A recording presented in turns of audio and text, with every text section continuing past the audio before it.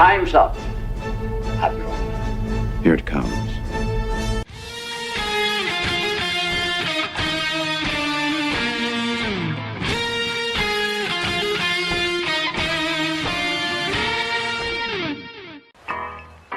All kids out of the pool for Adult Swim. All kids out.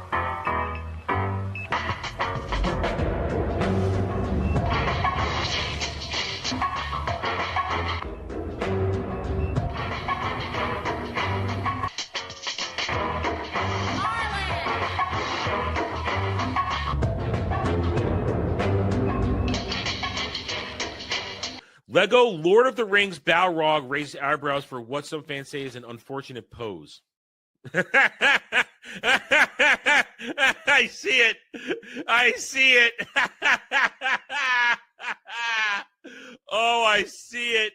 It's taking a piss on Gandalf.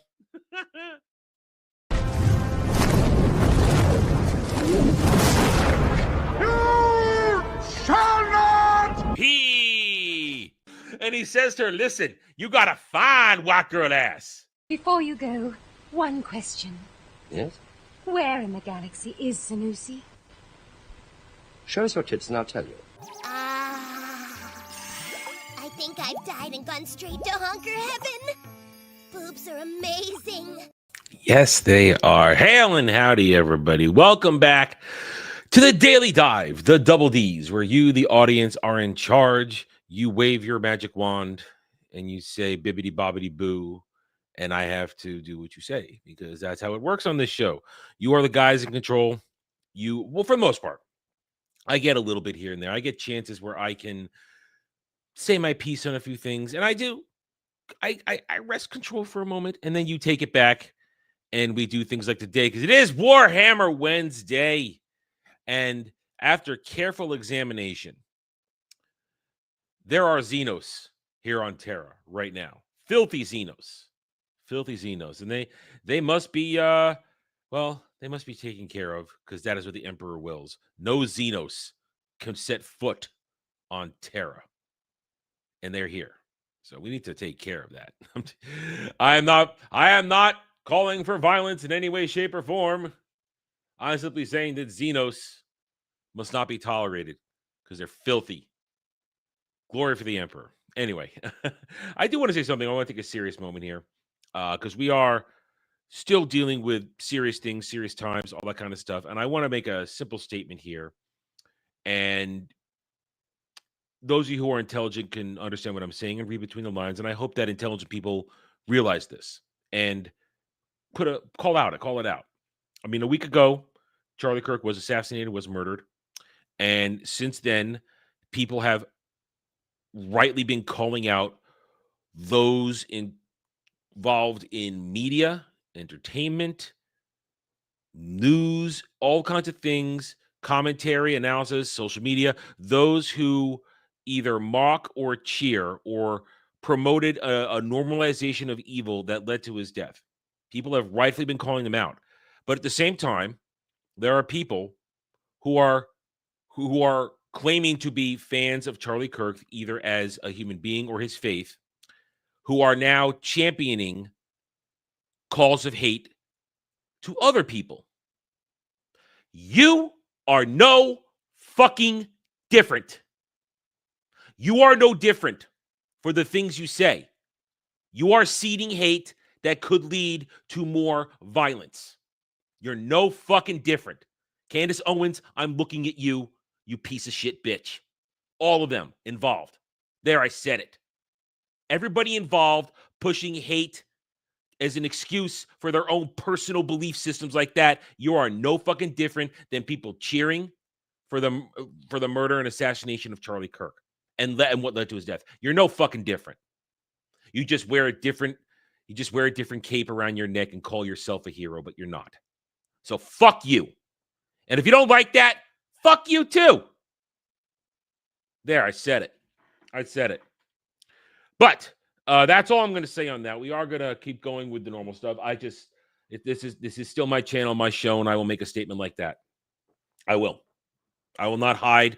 I will not cower. I will not pretend everything is fine. When people claim to preach kindness and justice and then preach hate, but cloak it in America first and MAGA and their faith. You're all fucking cowards. Each and every fucking one of you. Sorry, I don't want to turn the show into that. All right. But the day must go on. Things are normal. It is Warhammer Wednesday. I'm sure any minute now we are going to yes, there it is. There it is. We have our next Tyrannic War video, the 4th Tyrannic War, courtesy of Kel, for $20 to kill one's enemies. You must understand their enemies, part 4. Okay, so there it is. We are going to do more Tyranid for the 4th Tyrannic War. And Kel warned me that I might get angry at today's video. There might be something in it that's going to make me upset. So we're going to find out. We'll see what happens there. But the day continues also as normal because the rules do apply. $5 to order an Adam rant on just about anything. Usually we want to keep it to pop culture and social media related. $10 to ask me a general question on something. Adam, how do you feel about this? Adam, how do you feel about that? And we'll have a discussion, go down a rabbit hole together. Again, we try to keep it in a certain realm of things. $10 also rents me for 30 minutes to play a video game. We have some banked gaming out there, but I can only do party animals when you order it on somebody else's channel to suffer, because I will not torture myself on purpose. $15 gets an instant hot take reaction on an article that we go over during the news, or one you may have discovered and you want me to react to. Let's get this boomer retard's take on it. And then $20, as demonstrated by Kel, has me watch a video of your choosing. And there we go. Also $30, as Kratos proved yesterday, gets you to rent me to do a live on-stream review of an episode of television or movie. And chat made me watch his reviews. Yesterday we did Supergirl 1984. I will be re-uploading that video in the next couple days. Usually do those on Saturday where I don't get a lot of video uploading going. Anyway, them's the rules. You can follow them if you want to give me money on Stream Elements or YouTube Super Chats. And yes, donating subscribers also counts. It also counts. Okay. I've got a couple things I do want to go over here today before we get started on the news and the Warhammer Wednesday stuff. Yesterday, I misquoted something. I read it incorrectly, and it must be corrected. It must be corrected that I got it wrong, and I blame Variety for wording it incorrectly and showing me false images. I blame Variety because, look, when we go over the news, it's quick bits. Unless you guys want me to read an article, all I can go by is the byline, a little blurb, and a picture. So I don't always know what's in there. And I misquoted something, and I must correct it because it is an insult to me as a fan of these gentlemen and an insult to you as a fan of these gentlemen and the franchises they supported. Yesterday, I thought that the Emmy in memoriam did do justice to one Hulk Hogan, the Hulkster, and one Tony Todd. Apparently, they did not. Variety misrepresented what happened in the in memoriam with their news blurb. Hulk Hogan was not honored for his contributions to television and entertainment. This is a man who was a fucking icon to children, a literal superhero to children, myself included. He had many TV shows, while none of them massively successful. He had many TV shows he was a part of, both reality television and genre-related and action-related, made many movies, and was a part of a television program called WWF, now WWE, for decades, and WCW was on television. So Hulk Hogan was a staple of television for literally my entire life. And they ignored him, likely because of his political views. At the same time, they ignored one of the best character actors, one of the best journeyman actors you had in Hollywood, on television and movies, Tony Todd. Legend Tony Todd, in both voice acting and live action appearances, and they ignored him. His wife, Fatima Cortez Todd, says Tony had a long list of TV credits, but he was not respected as much by the industry he gave his artistic life to. Tony Todd was incredible. And it's an insult that you didn't put Hulkster up there and you didn't put Tony Todd up there. Tony Todd, responsible for one of the best Star Trek Deep Space Nine episodes you're ever going to see. And we're getting to that. We're getting ever closer to that on Wormhole Watch. And we'll have a guest for that. Our good friend Samuel the Infamous will join us because that's his favorite DS9 episode. Powerful episode. And not to mention everything else Tony Todd was involved in. Always gave his all and was a class act. A good, classy man who didn't do anything inappropriate on camera or outside of the camera in real life. So fuck the Emmys. Fuck Hollywood. Burn down. Burn it all down. Watch it flame out because nobody gives a fuck about you. I will say thank you, Tony Todd, for all the entertainment you gave me in every single role you played, whether voice acting or live on screen. Hell, he was even great as Venom in the dog shit Spider-Man 2. He was still good as Venom because he was Tony freaking Todd. And R.I.P. as well. Thank you, Hulk Hogan, for providing me entertainment and something to aspire to as a child, to be good. Thank you, Hulkster. Thank you, Tony Todd. You will be remembered long after all those pieces of shit that paraded around the Emmys, flaunting their politics. You will be remembered. They will be forgotten because they've contributed nothing. They are nothing. They're soulless monsters, each and every one of them. They will be remembered. Hollywood and these political activists, actors, and pieces of shit will not. I had to correct myself. I said yesterday when I thought that they had paid proper respect to the Hulkster and Tony Todd. No, they had not. So they can go fuck right off.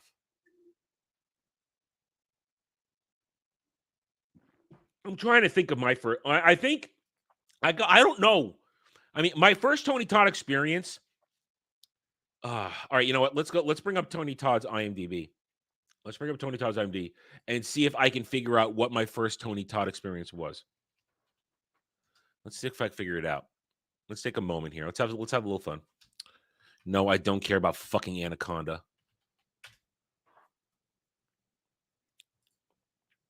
Let's see.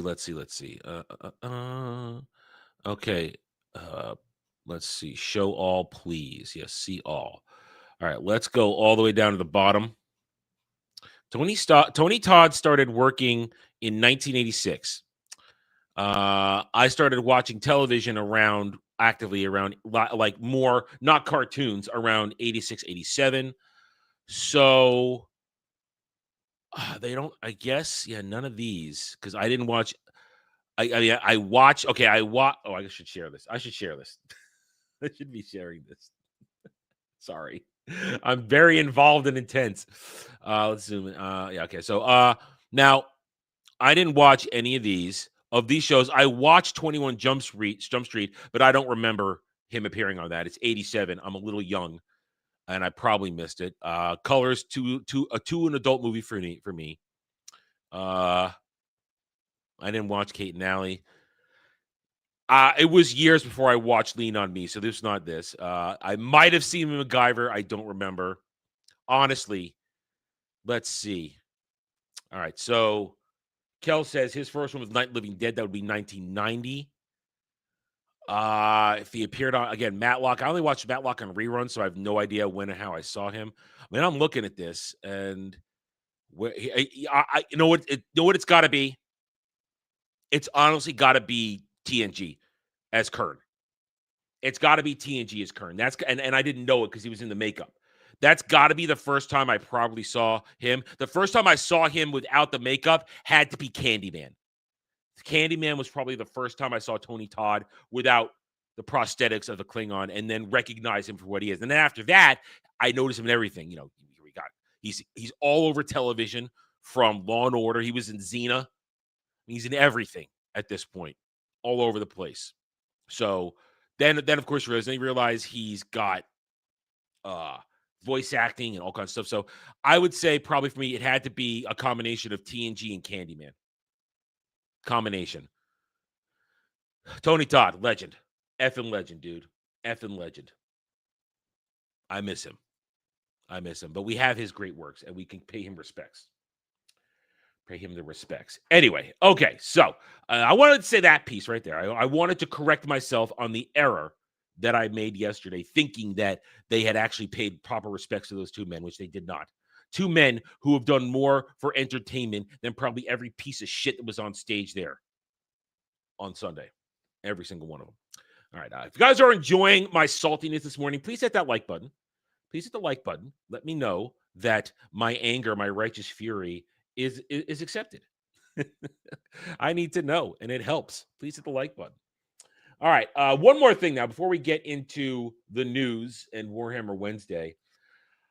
We know we're back to normal in terms of covering stuff when I'm going to take some time to shit all over James Gunn's DCU. We know we're back to normal when I have time to do that because every day gets us closer to Supergirl. Yeah, I'm going to talk about Supergirl. This got posted today. We already knew this, but now here is an official synopsis. Excuse me. There we go. An official synopsis for Supergirl. Supergirl, directed by Craig Gillespie. Look out! While celebrating her 21st birthday, Kara Zor-El travels across the galaxy with her dog, Crypto, during which she meets the young Ruthie Mary Null, and goes on a murderous quest for revenge.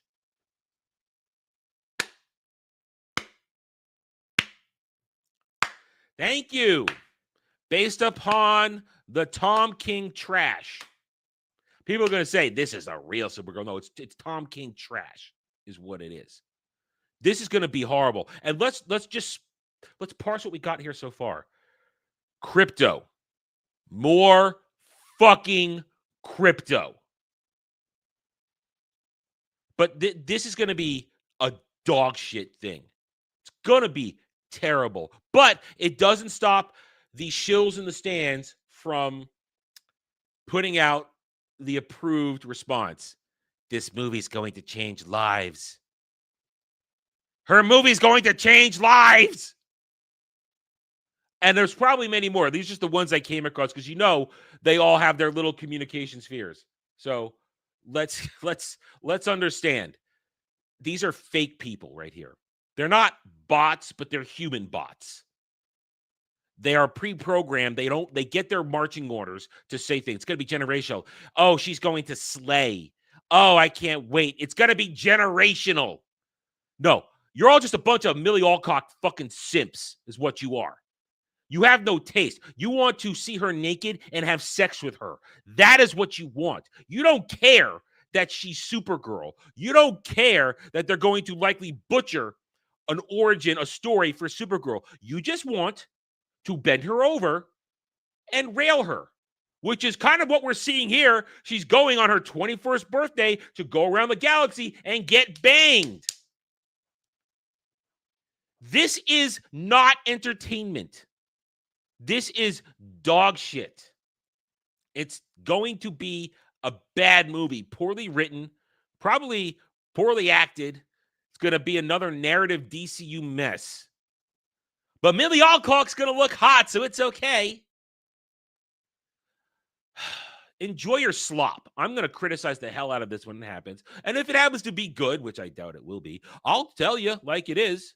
I can admit when I'm wrong. But so far, I haven't been wrong. So far, I've been right 100% on all this stuff. So get ready for Supergirl. Look out. She's going to be on a murderous rampage because that's what a hero needs to do. Jeez. I know there is no hope for James Gunn's DCU. But if you like it, that's fine. Just admit it's dog shit. And be a normal person. Anyway, all right. I'm done with this now. There you go. Listen. One, Millie Alcock still looks. Listen. I'm all for hot 20-somethings. I appreciate them all the time. But she still looks a little young for me. I have my limits of perversion and degeneracy. Millie Alcock looks a little young for me. I know she's in her early 20s. She's not a child by any means necessary.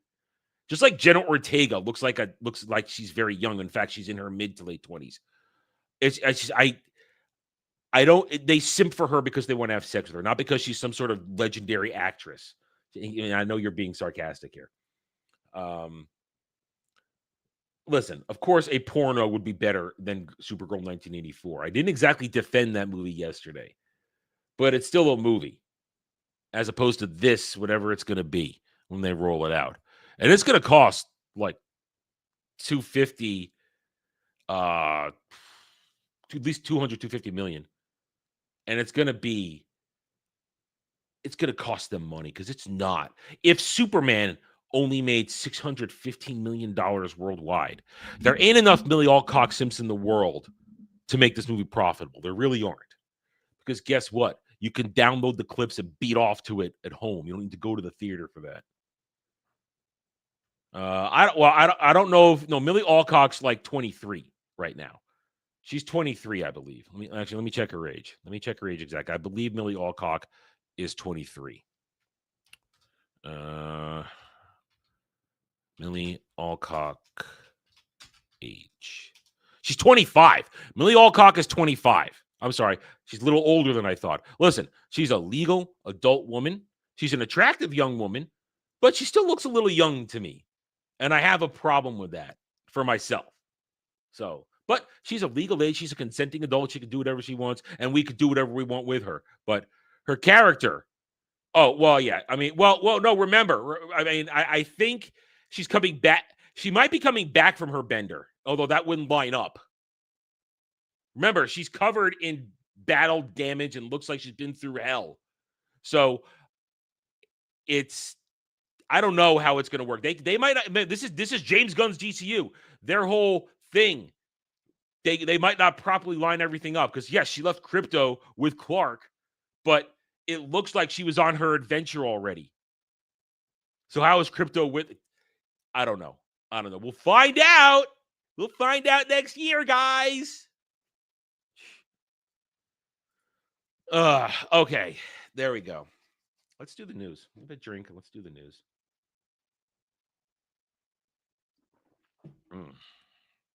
Let's do the news. Okay. Where is it? There it is. I can find it. I am capable of finding the tabs that I pre-prepare for these segments. Now, a couple of these articles I do know we're going to go over. I am putting a pin in, and I'm saving for Roundtable this weekend, which I'm going to say it now. We might start Roundtable a little late this weekend, and you need to get used to it because it's going to be starting later coming in October.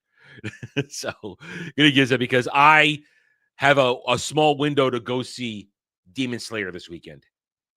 Therefore, I need to see it. Problem is, here's the thing. I could go see Demon Slayer on Friday, but if I go see Demon Slayer on Friday, we don't have a show on Friday here.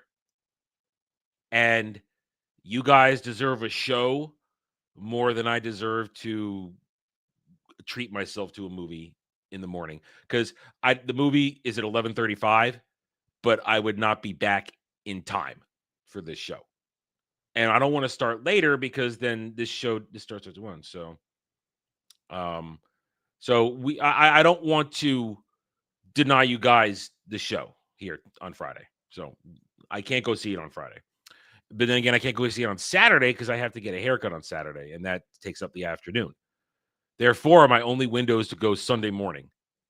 And if we start a little ahead of the schedule and go to the new time that Roundtable will be at. Roundtable starting in October will be starting at 3 p.m. Eastern. So if we go a little bit early, I can go see it on Sunday. It's actually easier for me to see it on Sunday. I mean, thank you, Frank. I appreciate you saying go ahead and go see it but it's a lot easier for me to go see it on Sunday because I don't have to then do other shit on that day. because I can take the time because I've changed my schedule because I don't have a lot of free time during the week anymore, especially in the afternoons due to this show and also when my car becomes available to do errands. So I'm shifting my schedules around so that I do more stuff on the weekends. So if we move it to if I go see a movie on Sunday, it works out better for me. I have more freedom to come and go, as opposed to if I go see the movie, then I have to go stuff, then I have to jump around a bunch of things before I finally get home on Friday night. So, and also then if I go Friday, it screws with Friday and everything I like to do on Friday. So I'm probably going to go Sunday morning. So we're probably going to start Roundtable at 3 p.m. this week, but it's going to be the new start time anyway in just a couple of weeks. So it's not exactly a big deal. Yay. Okay, let's get to the news. Go get rid of this. Don't want that. Okay, stop sharing that. And share the shills, the stands, the media. Post-apocalyptic horror film Holy Smoke starring Will Young Lee begins production. Hey, sure. Knock yourself out. Don't care. They're trying to shill something there. Lilith Fair building mystery review. I don't care about music documentary. Brothers McMullen sequel. Wow, really? Family Bungle gets one night theatrical release through Fathom. I sort of remember that movie. I think I might have seen part of it once when I was younger. Jerry Spinelli's young adult novel Dead Wednesdays. It's film adaptation with Alex Hawty. Why do they always adapt YA novels? Is it because they're so simple and poorly written that it's very easy to adapt them because they have no fucking depth? I hate the young adult genre. It breeds retards. Sydney Sweeney, Nicole Schringzer, Wanda Sykes, Kate Hudson, and Jamie Lee Curtis among honorees at Variety's Power of Women. Listen, I'll give Sydney Sweeney all the power she needs. Dawson's Creek cast reunion was Michelle Williams' idea and will include photo ops, auction items, and amazing surprises. But I thought that, according to Screen Rant a couple weeks ago, Dawson's Creek was problematic. Thanks to the article we read from Diz the other week, wasn't Dawson's Creek problematic? Can't watch it. It didn't age well. I hate everything. Sidney Ullman Brown, producer for Drake and Beyonce, dies at 49. Well, that's young. Don't care about this. Oscars crap. I don't care about Robert Redford. He can go away. He is away. What is this? Stop. What are you doing? I don't want to allow ads. No. Now I have to reload it. Get rid of that. Proximity Podcast returns season 3. Don't care. South Park delays new episode hours ahead of airtime because creators didn't get it done in time. Or Parker and Stone might be catching a fucking clue that their hard-on obsession for the season ain't working no more. And it's a little, finally, something inappropriate from South Park. Maybe, just maybe. I find it very hard to believe they didn't get it done in time. That's the whole thing. For the 6-day run to get something done. That's their whole thing. I find it very hard to believe. I think they are reading the room and adjusting because they've been out of line this season, and it showed.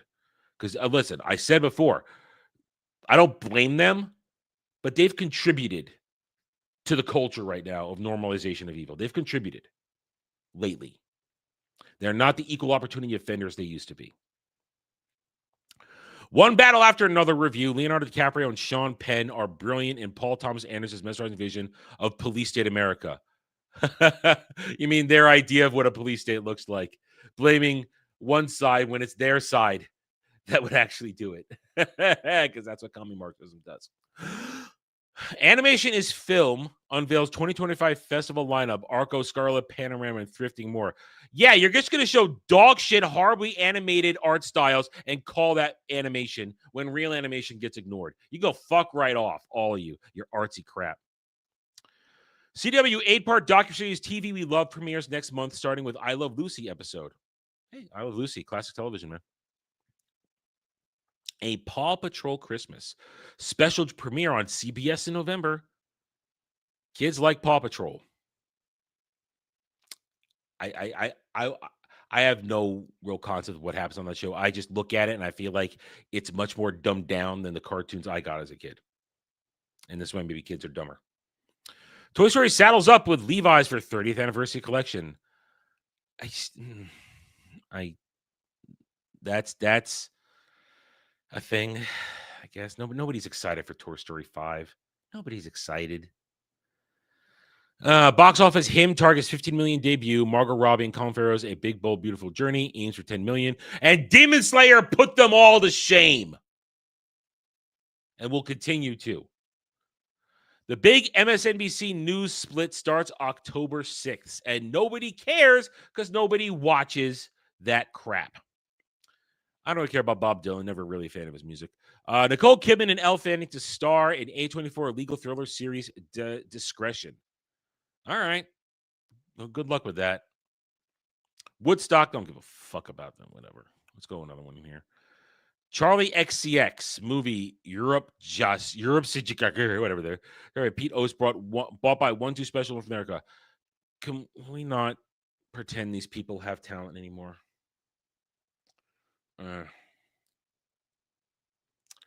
We Were Liars renewed for season 2 at Amazon. Never even heard of season 1. San Sebastian buzz titled Dance of the Living gets first trailer. I don't know. Elio is now streaming on Disney Plus and will be hailed as the greatest streaming success on Disney Plus to date. Victoria Beckham trailer. Netflix. I don't care about Victoria Beckham. I don't care. I didn't like her when she was a Spice Girl. I don't like her now. Is there anything interesting here? Anything.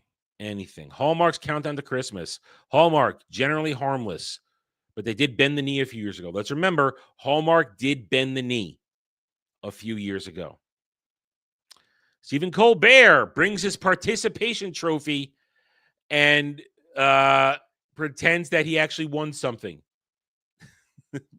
This man, he is just a piece of shit. Latin Grammys. I don't give a fuck about Latin Grammys.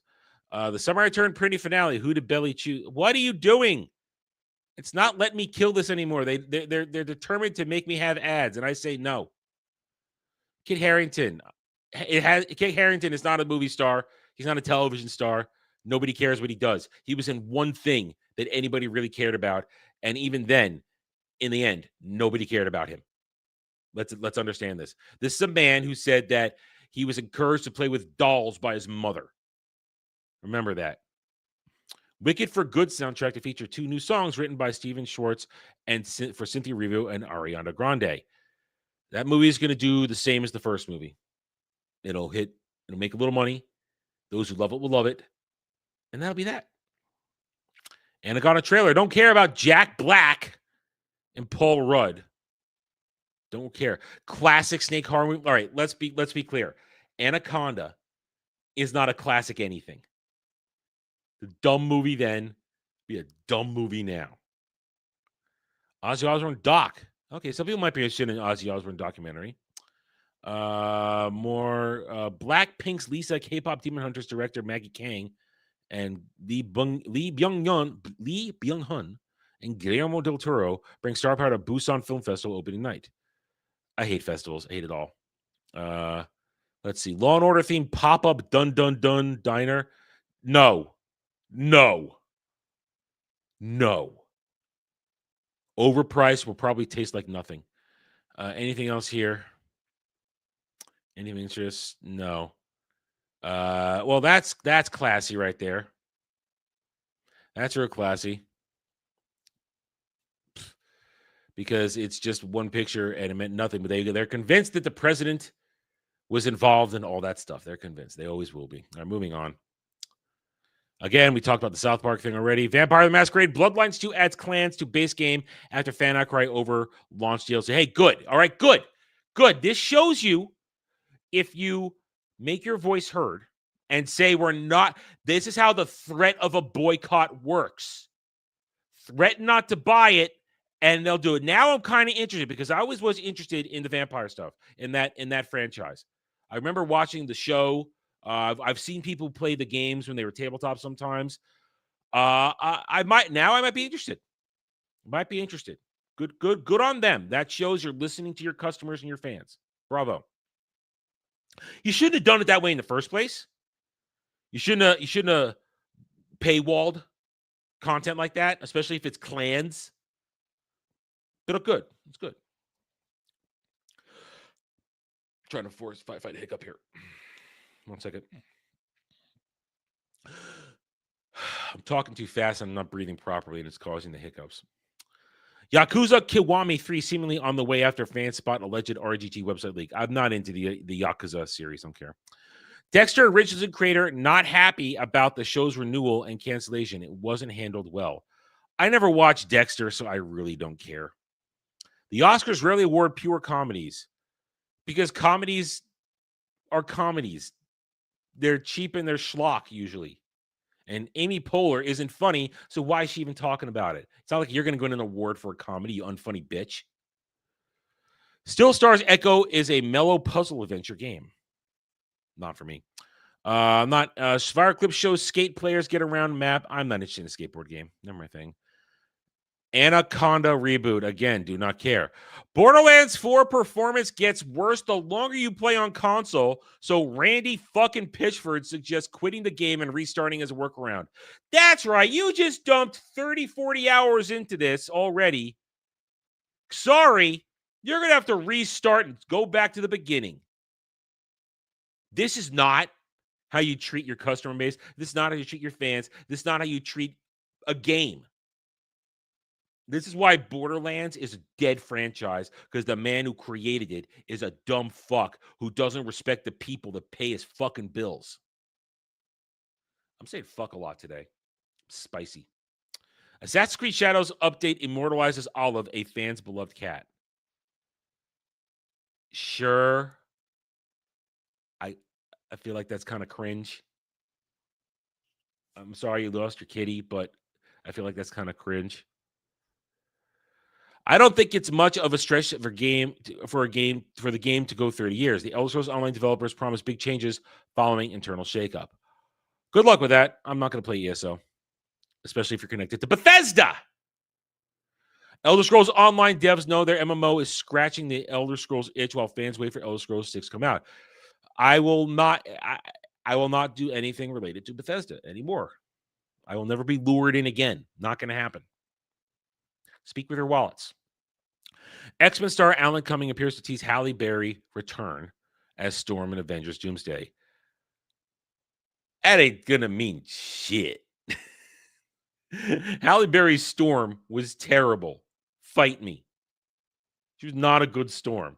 Couldn't decide whether to have the accent or not have the accent, and then they just kept not knowing what to do with her character, and it was a flat performance too. So ain't happening. Mass Effect series casting calls leak, and now fans are trying to guess which characters included. Oh no. Okay, we got to look at this. I'm calling it audible. We have got to look at this. We got to look at this right now. We've got to look at this. All right, let's see. Here we go. Series reported looking for a male star, age 30-39, described as young Colin Farrell type, with a female co-lead, age 34-39, that is an alien character requiring prosthetics.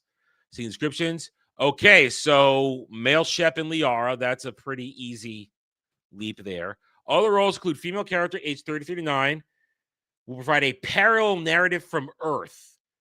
Could it be Tali? Something which sounds similar to the role of Anderson in Mass Effect 3. A role described as the lead, a parallel narrative. Oh, from Earth. Sorry, I read that wrong. From Earth. So it could be. They could be. Oh dear. Okay. All right. Let's finish. Something which sounds similar to Earth. A role. Well, why not? Well, you can't do Anderson because he's too old to play Anderson. Now, a role described as the lead male villain asks for a Doug Jones-like actor, 40-60, while a fifth character will be a male age 30-49, described as a wrestler-like soldier, someone who sounds akin to James Vega. So, based upon this, it sounds like they will do one of this is one of my theories was that they would. The way to make this work would to have it be take place during Mass Effect 3 while the War of the Reapers is happening and tell stories running parallel to the crew of the Normandy.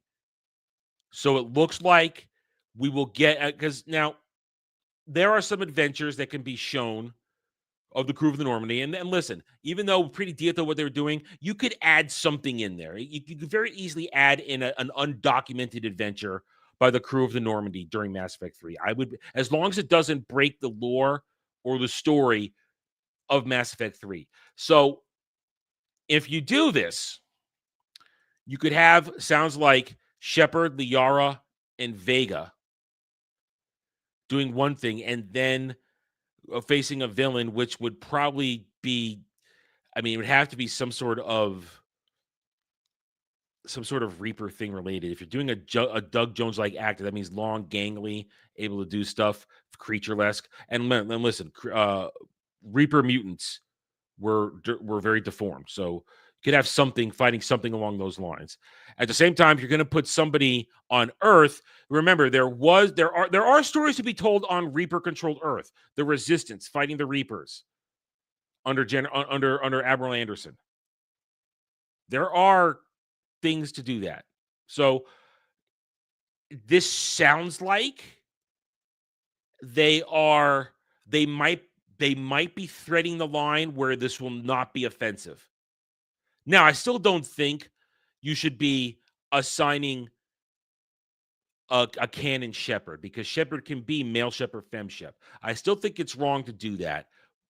But if this is the way you're going to go, this feels like it's going to be a tightrope walk. So of course I'm going to watch this. That's with hands. I'm going to watch this as a very, very big Mass Effect fan. See what happens. I'm curious. I'm very curious. Very curious. Very, very curious. We'll see what happens.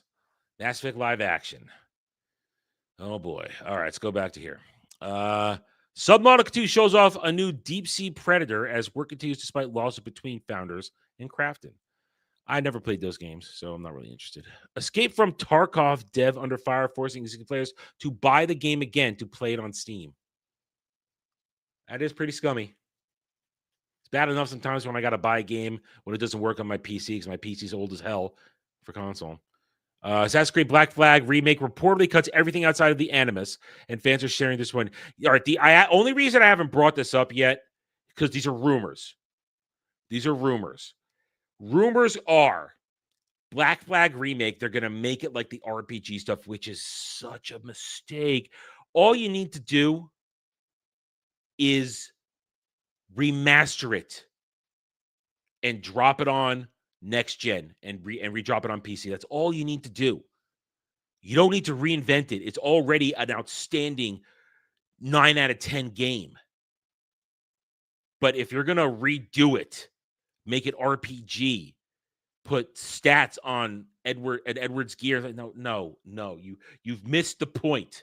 People do not want RPG Assassin's Creed anymore. They want to go back to the way it was in 4, which was a perfect example of how great the game can be. Bad idea. Bad idea.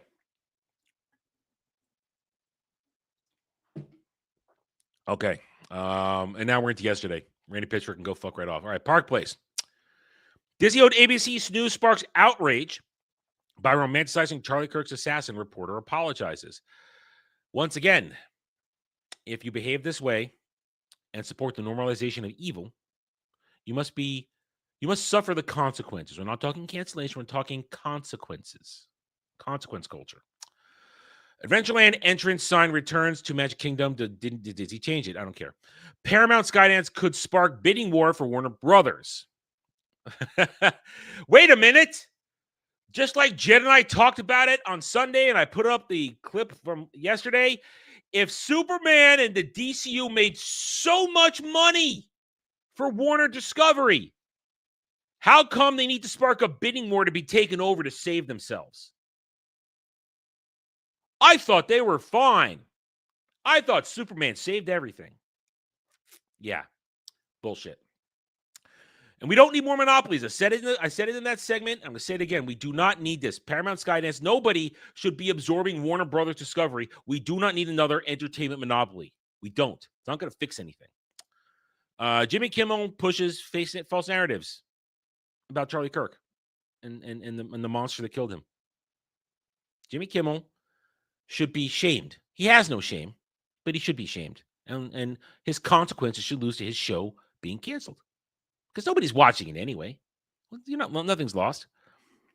Sucker Punch finally posted the Ghost of Yote trailer. Yeah, everybody is ripping that thing apart. If you support and shield for that game, you, as I've been saying, as I said a moment ago, you are supporting the normalization of evil.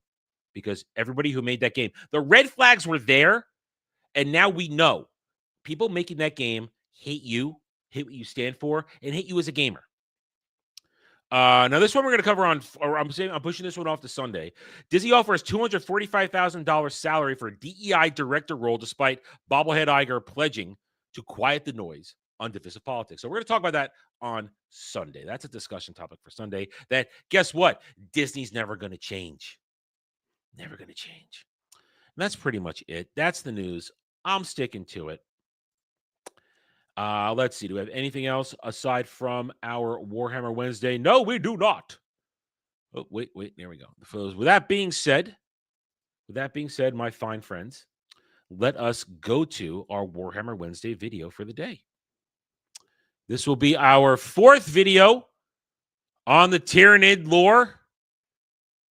We are back with Arbiter Ian for the 4th Tyrannic War. And yes, I shared it properly with audio this week because I'm not a retard, at least not in this moment. Okay, hello, Arbiter Ian. The 4th Tyrannic War, Leviathan returns. Here we go. Thank you, Kel, for the $20. Hi gang, with the arrival of 10th edition 40k, a new 4th Tyrannic War is brewing. At the end of the 3rd Tyrannic War, the Hive fleet known as Leviathan had been thought defeated in the skies above Baal when Cadia fell and the Great Rift spread across the galaxy, but as it turned out, Leviathan really was going to live up to its name.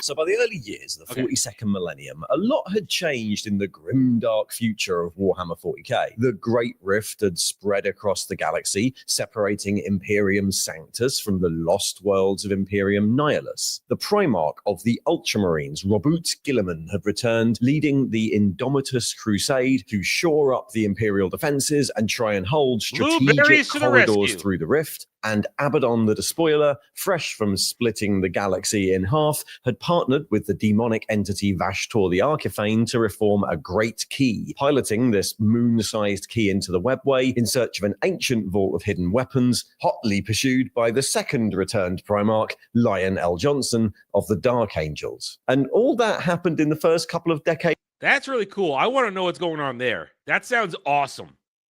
That sounds great. Primarchs get involved. That sounds exciting. Of the 42,000s, which is a lot for the Imperium. But you know what hadn't changed? Bugs. Well, they're goddamn nids. changed a little bit, but we'll go into that. Since the first invasion of the Tyrannid Hive fleet called Behemoth back in the 700s, 741, the incursions of the Great Devourer had become more and more common, and the old bedstead of the Imperium was now thoroughly riddled with them, munching away at its proverbial legs. That's a very icky description. Munching away. Eating planets, devouring genes, spawning more. These tendrils that are no longer connected to these massive fleets are there. They're never going away. Because that's the problem. It's not as though, as I see it, it's not as though the Imperium can pull everything together and just focus on wiping out every tendril that breaks off from a defeated hive. No. There's still other shit to worry about out there. Other Xenos, chaos. There's always going to be splintered things. So you can't. If they could, I'm sure they'd love to, but they're never going to be able to. That's why it just keeps spreading and drifting around. And then, of course, you've got Leviathan. After Hive Fleet Kraken was halted during the Battle of Icar 4 in 993 M41, the much larger Hive Fleet Leviathan started to appear, attacking from underneath the galactic plane across a much wider front and ushering in a third Tyrannic war just a few years after the second one. All of these major incursions, as well as a slew of smaller ones, had made splinter fleets and rogue bioships full of ravening biological horrors a pretty consistent threat for the Imperium. But with the dawning of the Era Indomitus and the breaking of Leviathan at Tarsis Ultra and Baal, the biggest Hive fleet yet encountered was thought defeated. But while the Imperium had set its sights on the more urgent threats posed by the forces of Chaos, the Indomitus Crusade, the Plague Wars, and the fight against the Arks of Omen, Leviathan was still coming, new tendrils winding their way through the void between galaxies as they closed on ours. Like all of the previous Tyrannic wars, the fourth started in silence, as systems on the fringes of the Imperium dropped out of communication. In the West... Right there.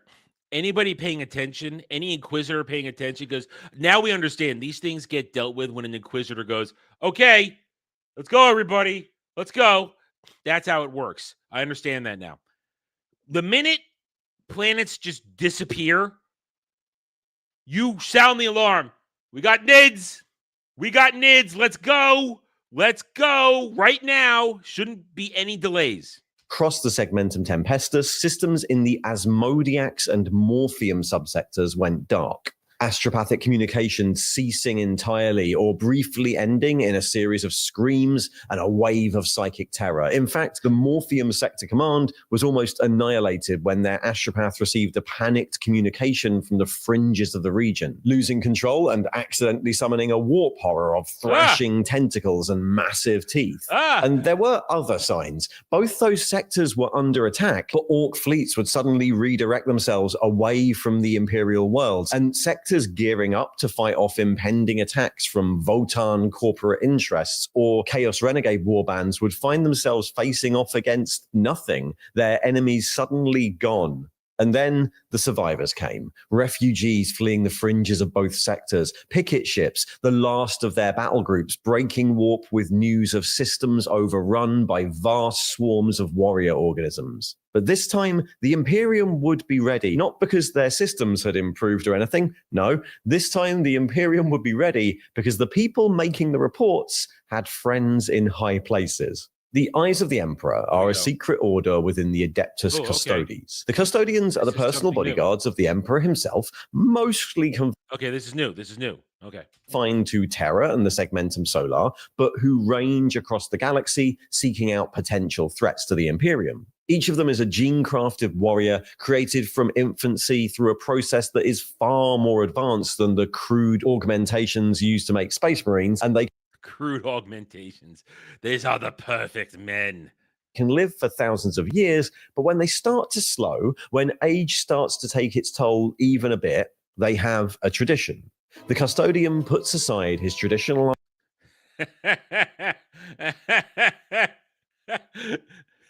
Judge Dredd.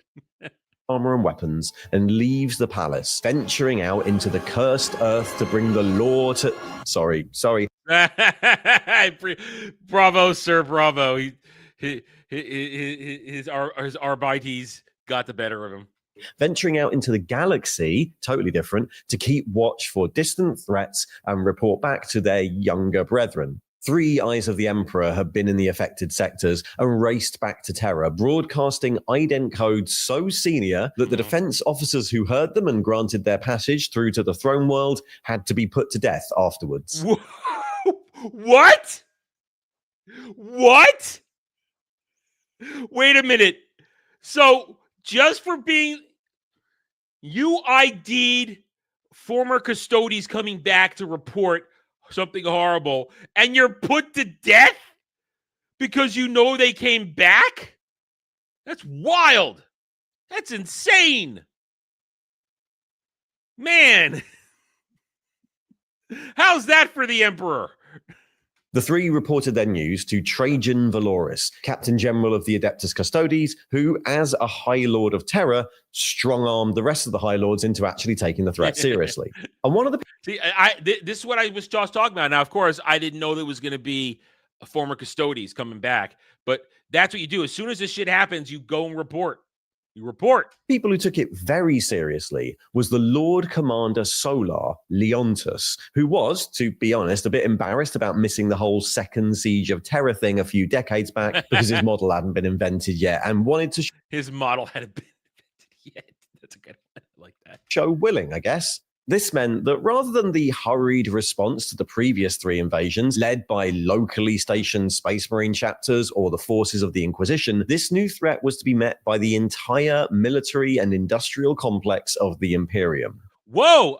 How's that for prognostication? I said, are they capable of putting the full might of the Imperium? And I said, I don't know if they can do that with so many threats, but here it is. Look at that. I looks like my interpretation of them being able to do was wrong.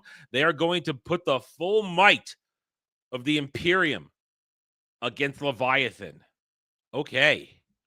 Leontus ordered massed mobilizations of the Astra Militarum, new regiments raised and existing ones redeployed as Imperial High Command analyzed the pattern of silence spreading through the void. 2 new tendrils of Leviathan have made inroads into the galaxy. The first, Prometheor, was pushing up through the underside of the galactic plane, just like during the last war, though much further west, assaulting the Morpheum sector and the Cassidor Gulf. But the second, named Nautilon, was coming from the opposite direction, from above the galactic plane, pushing down through the Shout out to Necromunda. Shout out to Necromunda. Modiax and Vinor sectors before both tendrils turned east, running parallel to each other towards the Segmentum Solar. This wasn't the first time Terra had been threatened like this. Some of the tendrils of Leviathan from the previous war had been heading that way before they were redirected, and the sector had suffered smaller attacks by Hive Fleet Scylla and Charybdis, as well as a brief Genestealer uprising on Terra itself, but it was enough to spur the High Lords into action. The wheels of Imperial bureaucracy started to turn. PDFs of planets in the path of the swarm were ordered to muster. Departamento I gotta respect that they're taking this seriously. Respect. Munitorum armory worlds ramped up production or released munitions and supplies from their vaults, while embattled systems fought desperate last stands to slow the 2 tendrils. But this would all take time. The Imperial Guard does not move quickly, and so, in the interim, Valorous and Leontus proposed the formation of strike forces known as Soul Blades. Formed from the elite of the Imperium, these would be small forces that could take the fight to the Tyranids, harrying and delaying the 2 tendrils while the Astra Militarum swung ponderously into action. Sometimes only a few ships in number, Soul Blades were formed from Space Marine companies, questing night houses, Adeptus Mechanicus explorator ships dispatched from Mars, and often missions of the Sisters of Battle. The Convent Prioress on Terra dispatched forces from the orders of the Ebon Chalice, Sacred Man, everybody's getting in on this. Rose and Argent Shroud into the dark. These were often led by famed commanders. Kavan Shrike of the Raven Guard commanded a Soul Blade, while the Ultramarines dispatched Soul Blades from the far eastern fringe under the command of First Captain Agemon, a veteran of the First Tyrannic War. And even Trajan Valoris and his custodians led fleets as they departed Terra amongst a ton of Imperial pomp and propaganda. The Soul Blades fell. You gotta love it. You gotta love it. On the 2 tendrils as they continued their path east. The swarm had dispersed a bit as it pushed into the galaxy, splinter tendrils pausing to feed on conquered worlds, and the Soul Blades conducted a hit-and-run war, falling on these tendrils as they ate, destroying rogue bioships in the void, or reinforcing the defenses of vulnerable worlds. But there was a little confusion. The Imperial Fists deployed to effectively hold the Latora system against the oncoming tide, but Soul Blades led by the Sons of Medusa came across such strong resistance that they contented themselves with rescuing just the Magi and Tech relics from the Forge worlds they'd attempted to save. And when Soul Blades led by House Terran and the Silver Skulls chapter found that their attack on the Tyranids was assisted by Eldari forces, their zeal for the destruction of the Xenos got the better of them, and they turned this hit-and-run conflict into a protracted 3-way campaign. Oh, no. Come on. Greater threat, guys. Greater threat. But But while the Soul Blades took the fight to the slowing Nautilon and Prometheor tendrils, the high command of the Astra Militarum were busy preparing the defenses. Leontus and his vast strategic staff had divined the path of the two tendrils and designated a series of anchor worlds, planets in the path with formidable defenses that, anticipating the shadow in the warp, lay on reliable warp routes for resupply. These worlds would act as bulwarks against the swarm and supply bases for further Soul Blades, and the most important of them was to be Sanctum in the Formidar system of the Bastior sector. Okay, look, there's going to be a lot of these silly names in there. I was going to say, we're trying to remember a lot of names here.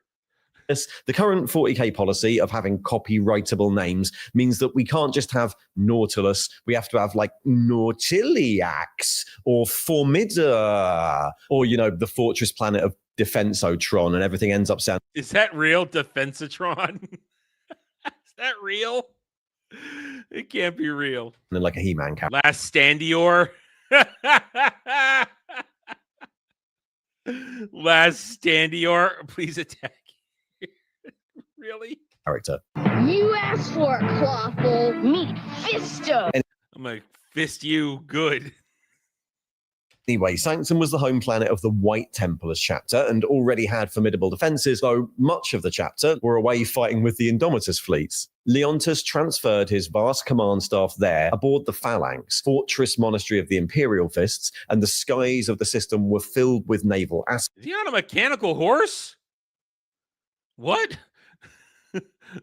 Mechanical horse. I understand it, but little inappropriate in that kind of shit. As millions of Imperial Guard deployed to the fortress monastery and bastions across its surface. Across the Segmentum Tempestus, a ring of defenses sprang up, and way out from the anchor worlds, the two tendrils started to slow under the constant efforts of the Soul Blades. Things seemed to be going well for the Imperium. Until... And we all know how that usually works out. Yeah, systems started to fall silent on the edge of Bastior.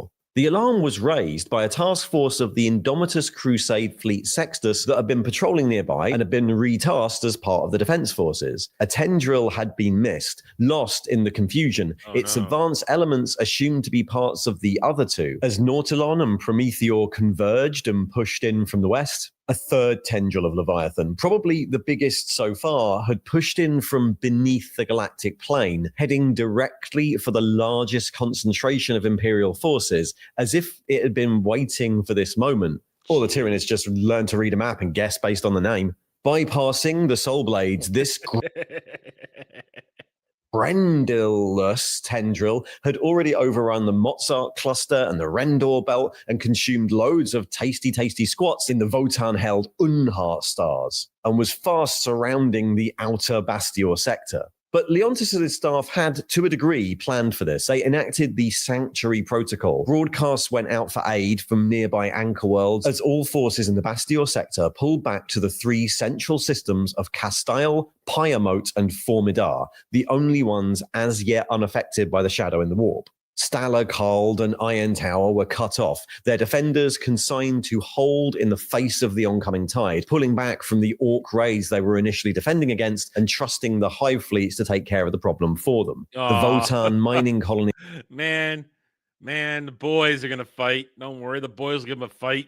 In the St. Catherine's Tiers asteroid belt fortified themselves against bioship incursions as, on the verdant worlds of the Palat system, Imperial authorities were reminded why the system had been placed under quarantine millennia before, as Necrons awoke from their slumber and... Oh, dude. All right, we got to hear that again. I got to hear that again. We understand it again. Hold on. Defending against and trusting the Hive fleets to take care of the problem for them. The Votan mining colonies in the St. Catherine's Tiers asteroid belt fortified themselves against bioship incursions as, on the verdant worlds of the Palat system, Imperial authorities were reminded why the system had been placed under quarantine millennia before, as Necrons awoke from their slumber and Eldar hosts descended on the Tyranid invaders, unleashing ancient superweapons. Elsewhere... Man, it's see, everybody, stop fighting each other and kill the goddamn Nids. They are literally aliens to your galaxy. True Xenos. Let the Necrons fight them. Let the Eldar fight them, and don't attack the Necrons and the Eldar. Shush. The civilians panicked. On distant Gallows Spire, the clergy refused to believe that the Emperor would allow Xenos this close to their world and declared any claims to the contrary heretical, even as the Astra Militarum defenders received their orders, pointed their guns skyward, and manned their fortifications. The factionalism between the two sides soon devolved into violence as the clergy did. Okay, all right.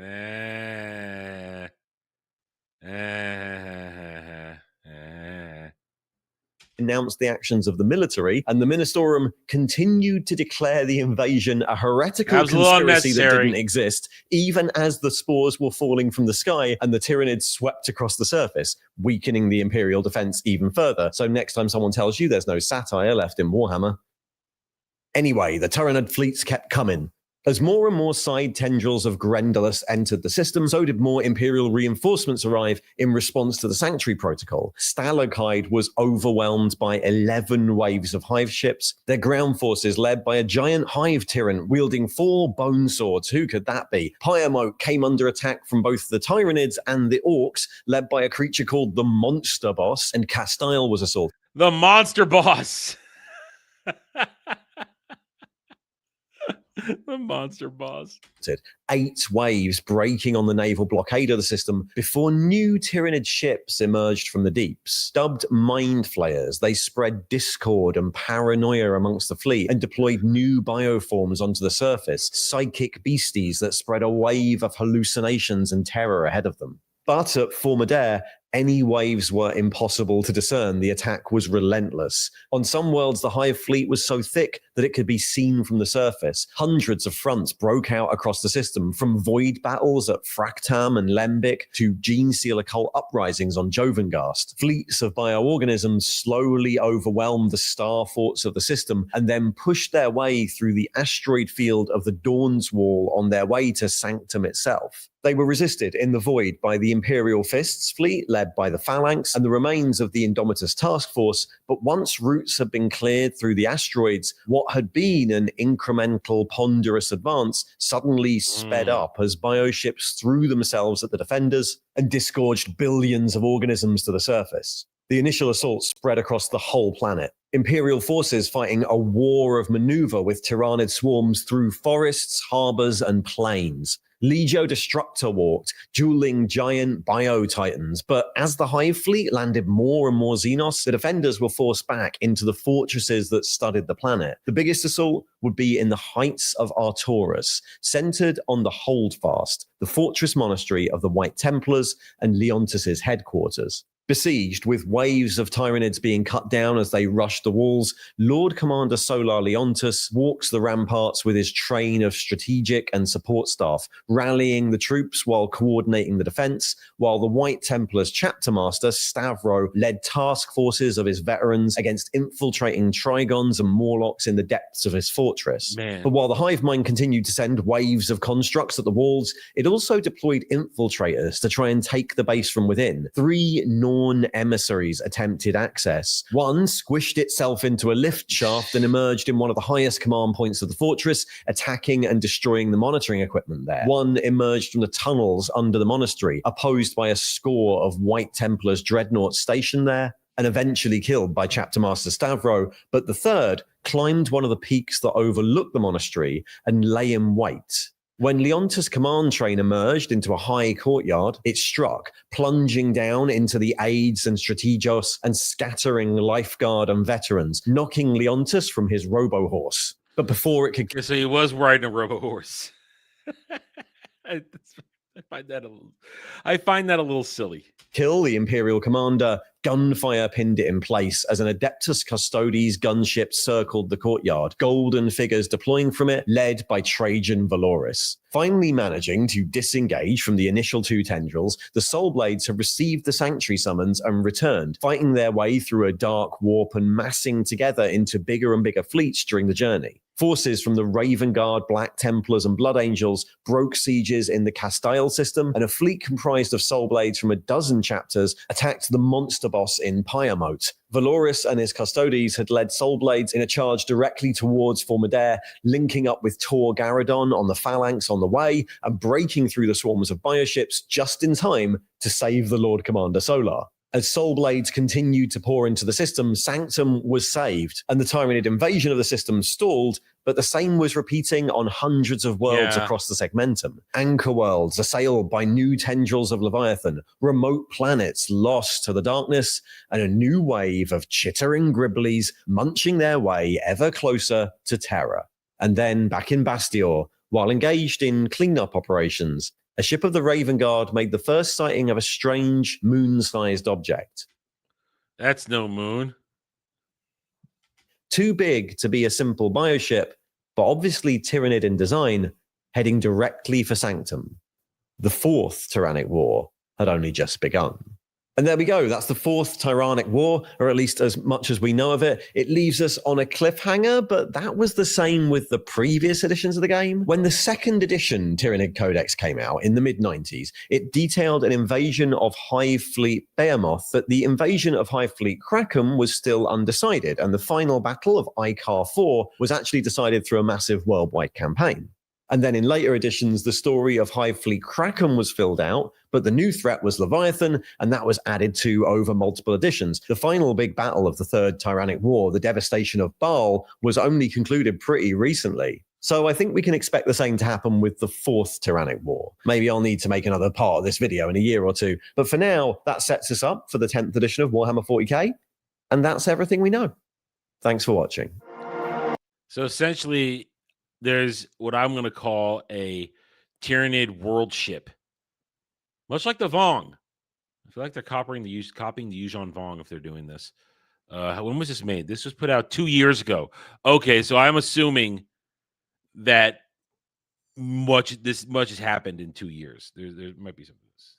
Oh, that's it? Oh, that is it? Damn. Well, you know what? Kel, we live it. Space Marine 2. We're in the middle of it. We're in the middle of it in Space Marine 2. So there you go. All right. So there it is. I guess our essentially many weeks of Tyranid lore comes to an end at the moment. Fascinating. All of it. Fascinating. Having a good time. Loving it. That's why this is so deep, all this stuff. You take it in. And I got to say, the steps we've been taking in what we've been learning has allowed us to understand some things that get mentioned in these lore videos. And we haven't exactly watched any of them in a particular, I don't think, order. I mean, maybe you have a master plan, Kill. I don't know. But we've been given enough knowledge that they can say something and I understand it, and I don't have to wonder. So this was great. You can catch probably myself and others tonight on what has not yet been canceled this evening. Some Space Marine 2 as we will be fighting the Leviathan Hive, the Hive Fleet Leviathan in Space Marine 2. I will do my best because I only play it once a week. The others play it constantly. I do not. So I am quite weak by comparison. Anyway, so there we go. That's it. Another Warhammer Wednesday comes to an end. Whatever happens next week, I assume it will be just interesting. And that was good, though. That was good. And I'm assuming there's got to be fresh lore at some point put into this. Because, as I said, we're living it now in Space Marine 2. So he throws darts at a wall. That's what Kel does. Those darts at a wall. Anyway, all right. Let's see. We have anything else in Stream Elements? Nope. That is it. No super chats. Nothing else. So it looks like we're done. Another daily dive has hit the water. It was a bit of a flop. I don't know. But the girls are still in their bathing suits, so it's fine. Anyway, thank you, everybody. We're going to wrap it up. I said later tonight should be some Space Marine 2. Stay tuned for other VIP clips and videos, stuff like that. Rest of the week, we'll continue to kind of go as I predicted it yesterday. We're just going to keep going. What happens, happens. We'll tell stories as we see them. Thanks to you guys. We keep going. Please hit that like button. If you found a way here and enjoyed it, subscribe to the channel. Stay tuned for more. And I will see everybody on the morrow. Until then, take it easy, everybody.